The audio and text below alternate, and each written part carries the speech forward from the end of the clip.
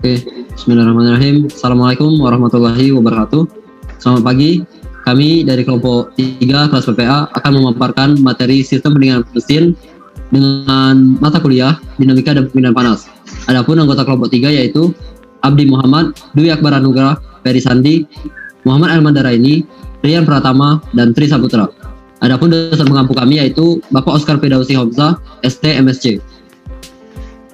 Pengertian sistem pendinginan mesin. Sistem pendinginan adalah suatu sistem penstabilan suhu pada mesin mobil. Sistem ini akan bekerja ketika mesin mobil telah mencapai suhu tertentu. Sistem pendinginan adalah suatu sistem penstabilan temperatur atau suhu pada mesin mobil. Sistem ini akan bekerja ketika mesin mobil telah mencapai suhu tertentu.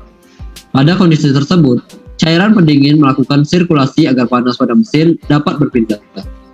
Sistem yang bertugas untuk menjaga kestabilan suhu kerja pada mesin ini didukung oleh berbagai komponen. Simak penjelasan berikut untuk memahami komponen-komponen apa saja yang dibutuhkan untuk mendinginkan mesin mobil serta cara kerja komponen tersebut. Bagian-bagian sistem pendinginan mesin. Yang pertama yaitu radiator. Radiator merupakan salah satu komponen sistem pendinginan yang berfungsi untuk mendinginkan air pendingin mesin yang telah digunakan. Fungsi tersebut dilakukan dengan membuang panas lewat kisi-kisi radiator.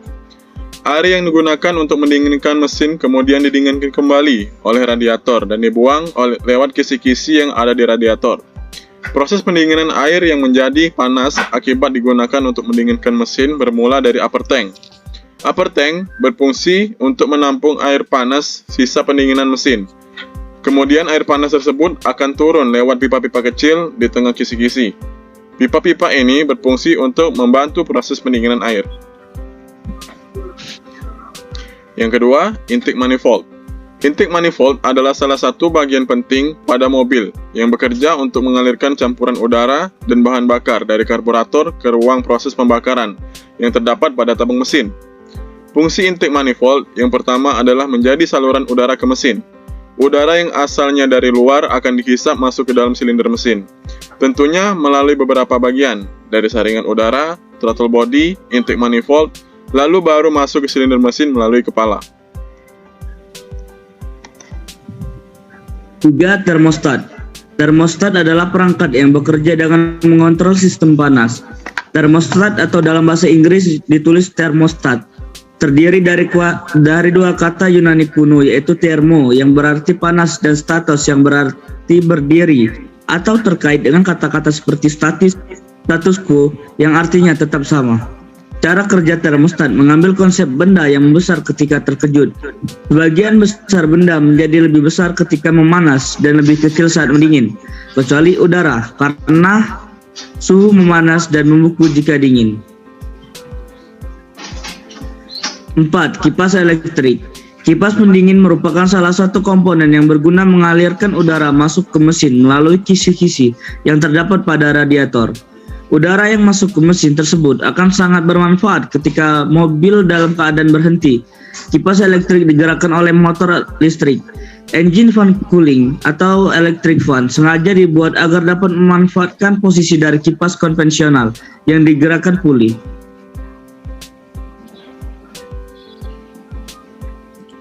5. Throttle body. Throttle body merupakan perangkat yang berada di antara air filter box dan intake manifold. Throttle body memiliki bentuk seperti katup yang bisa membuka dan menutup. Perangkat ini memiliki fungsi yang cukup penting dalam mensuplai udara yang dibutuhkan pada ruang bakar agar mesin kendaraan semakin kuat untuk dipakai. Fungsi dari throttle body adalah mengatur jumlah udara yang masuk. Peran dari komponen ini adalah untuk mengatur jumlah udara masuk ketika pengendara menggunakan throttle valve melalui throttle grip. Peranan penting dari throttle body yang lainnya pada bagian dari saluran utama ini nantinya dilalui udara sebelum dialirkan ke intake manifold. Jadi ketika Anda mengoperasikan throttle valve melalui throttle grip, udara akan melewati komponen ini. Jika udara yang masuk sedikit, tenaga juga semakin kecil. Akan memberikan efek negatif pada mesin kendaraan bermotor Anda. Seperti contoh, suplai udara terganggu membuat performa mesin tidak akan bisa optimal.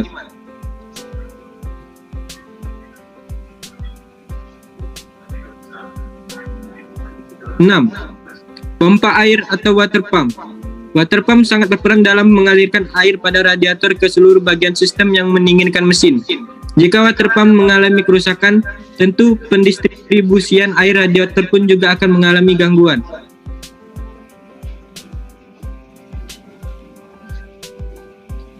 Tujuh, silinder blok.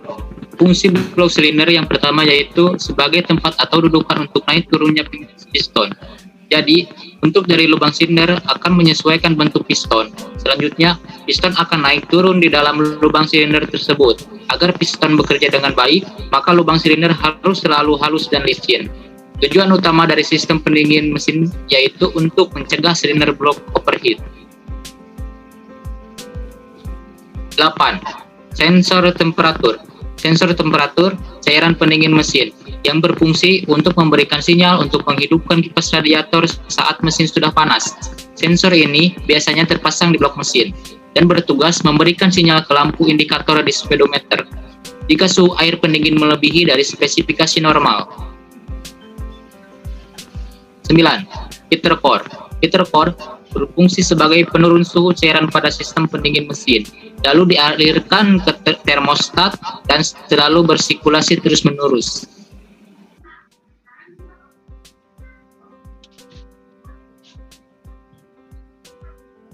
Proses pembakaran pada mesin akan dimulai ketika pedal gas dipijak.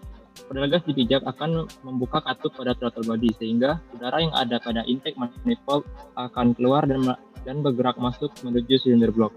Campuran udara dan bensin akan membuat pembakaran terjadi pada silinder blok sehingga akan membuat piston bergerak. Pergerakan piston akan memicu panas pada silinder blok sehingga akan terjadi peningkatan panas pada mesin. Pada saat yang bersamaan, water pump atau pompa air akan memompa air dari tangki air bergerak masuk menuju jalur yang ada di silinder blok. Air berfungsi sebagai coolant yang berguna untuk mendinginkan silinder blok. Air yang keluar dari silinder blok memiliki suhu yang panas. Namun, ketika air bergerak menuju termostat, suhu air yang belum maksimum tidak akan membuka katup termostat, sehingga air akan bergerak menuju ke heater core. Heater core memiliki fungsi yang sama seperti radiator, namun dengan seperti radiator versi kecil, yaitu fungsinya untuk membuang suhu panas pada air melalui atau mengarah ke udara. Air yang keluar dari heater core memiliki suhu yang lebih rendah atau lebih dingin dan akan kembali bergerak menuju silinder blok. Proses ini akan terus berlangsung sampai air coolant memiliki suhu yang maksimum. Ketika air coolant memiliki suhu yang maksimum dan melalui termostat, itu akan membuka katup termostat sehingga air akan bergerak menuju radiator.